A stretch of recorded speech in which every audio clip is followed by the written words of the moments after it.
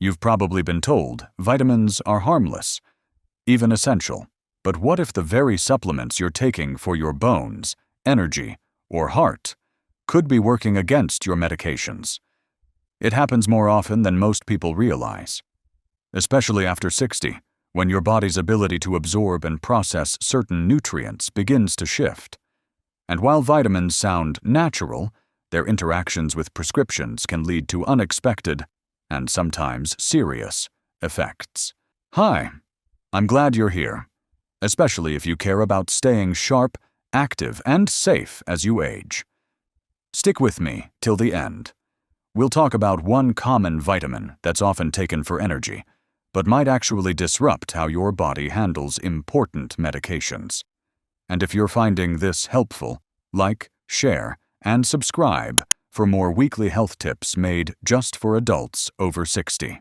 Let's begin with a vitamin most doctors recommend, but one that can quietly interfere with medications for blood pressure, heart rhythm, and thyroid. Calcium's reputation is solid. You hear about it all the time: strong bones, healthy muscles, better balance. And yes, after 60, calcium is important. But here's what most people don't realize. Calcium doesn't just support bones. It also binds to certain medications in your digestive tract, stopping them from being fully absorbed. Think about it like this. You take your morning pill with a glass of milk, or right after your calcium supplement. But that calcium acts like a magnet, latching onto your medication before it can be absorbed into your bloodstream. And what's worse, you might feel like your meds aren't working anymore, when in reality, they just aren't getting into your system. This matters a lot if you take medications like levothyroxine for thyroid, digoxin for heart rhythm, some blood pressure pills, and even antibiotics, like tetracyclines.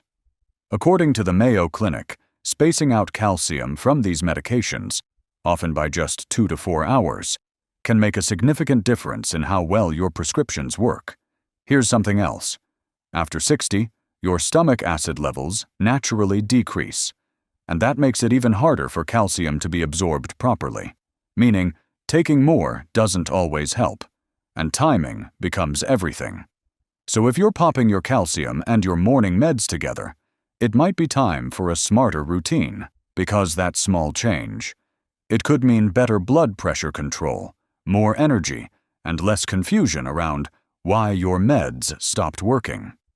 But calcium isn't the only quiet disruptor. There's another popular vitamin, often taken for energy, memory, or nerve support, that can also throw things off. I'm talking about vitamin B12. It's often seen as a booster, something safe to take daily, especially in lozenges or under-the-tongue drops. And it is essential, especially for nerve function, red blood cell formation, and brain health. But here's the part most people never hear about. B12 doesn't always absorb properly after 60, especially if you're taking certain medications. Let's say you're taking metformin for blood sugar, or a proton pump inhibitor, like omeprazole or pantoprazole, for heartburn. Both of those, especially when used long-term, can quietly lower your body's ability to absorb B12 from food. Here's why. B12 needs stomach acid to be released from food and bind to something called intrinsic factor, which helps it get absorbed in the small intestine. But acid-reducing drugs, they lower stomach acid, which means your body isn't breaking down and using B12 the way it used to. And this can creep up slowly. You might notice more fatigue, a little brain fog, maybe tingling in your fingers or feet. It's subtle and easy to blame on aging, but low B12 might be behind more symptoms than you think. A review published by the National Institutes of Health found that up to 20% of adults over 60 may have suboptimal B12 levels, especially those on long-term medications. The tricky part? Blood tests might still look normal, even when symptoms are starting. That's why many doctors recommend B12 supplements in the form of methylcobalamin or cyanocobalamin, especially if you're taking acid reducers or diabetes meds. But timing and form matter. If you're taking a B12 pill, it might not work well unless your gut is absorbing it properly. That's why sublingual, under-the-tongue versions, or even periodic B12 injections, are sometimes better for people over 60. Still, it's not just about adding B12. It's about recognizing when low B12 might be mimicking other problems, fatigue, nerve pain, slow thinking, and when it might be preventable with better timing, better forms, and smarter monitoring. So if you're over 60, taking a daily acid reducer, and feeling more sluggish lately, it's worth asking your doctor, could this be a B12 issue? Now let's talk about one of the most common supplements people take to protect their heart that can surprisingly thin the blood too much when combined with certain medications. So what's this popular heart-protecting vitamin that might be thinning your blood too much? It's vitamin E, often taken for its antioxidant benefits. You'll find it in multivitamins, standalone supplements, and sometimes even in skin or eye health blends. It sounds harmless, and in many cases it is. But here's the catch. High doses of vitamin E can interfere with blood clotting, especially if you're already taking medications like aspirin, clopidogrel, Plavix, or warfarin, Coumadin. Vitamin E works as a blood thinner, especially at doses above 400 IU per day. And that thinning effect doesn't always play nicely with prescribed anticoagulants or antiplatelets. The result?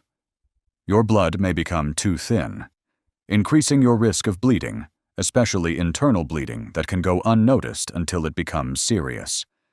You might bruise more easily, or notice bleeding gums, or, in more concerning cases, have a higher risk of bleeding in the brain or stomach, something no one wants to risk, especially after 60.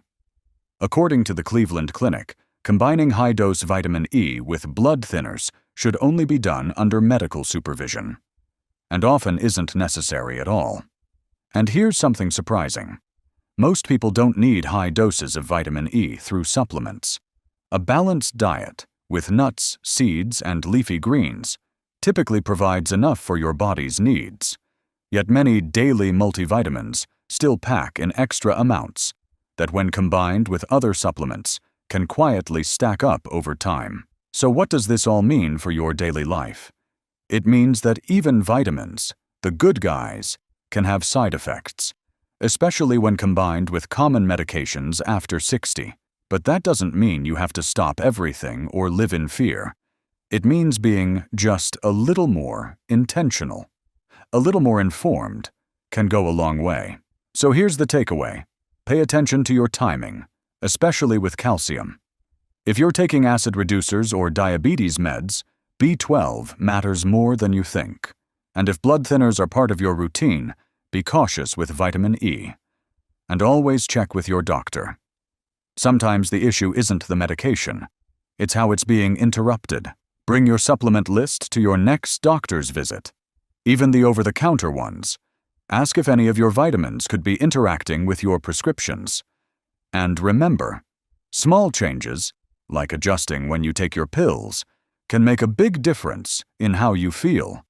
You deserve to get the full benefit from your medications and your supplements, without one canceling the other out.